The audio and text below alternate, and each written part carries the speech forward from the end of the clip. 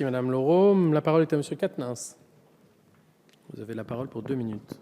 Merci Monsieur le Président. Tout d'abord, les transferts de fonds entre la branche accident du travail et maladie professionnelle et la branche maladie doivent toujours être l'occasion pour nous de se demander pourquoi. Pourquoi ces milliers de gens malades à cause de leur travail ne sont pas reconnus comme tels et indemnisés par cette branche qui, je le rappelle, est financée par le patronat. Je vais amener plusieurs explications. D'abord, la médecine du travail connaît un déclin important depuis plusieurs années. Les occasions de détecter les maladies professionnelles se raréfient.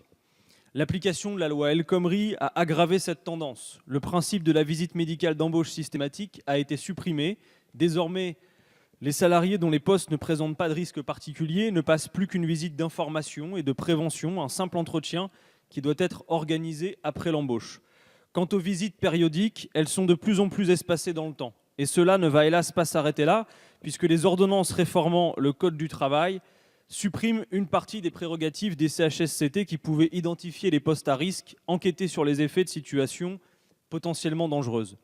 Ensuite, cet article 3 prend acte de la mise en œuvre du compte professionnel de prévention qui remplace le compte pénibilité, pourtant seule composante de la sécurité que vous dites apposée à la flexibilité forcée.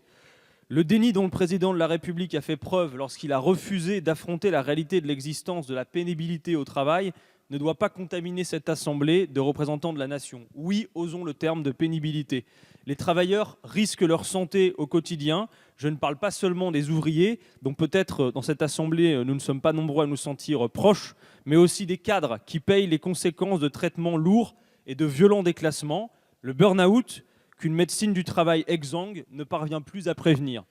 Ayons conscience de ces faits durant l'examen de ce PLFSS. J'insiste sur ces aspects trop souvent mis de côté et vous appelle, mes chers collègues, à un peu moins de technicité budgétaire pour un peu plus d'humanité et de considération pour les travailleurs lors de nos discussions à venir. Je vous remercie. Je vous remercie, Monsieur Quatennens. La parole est à Monsieur Dharréville pour 2 minutes. Merci.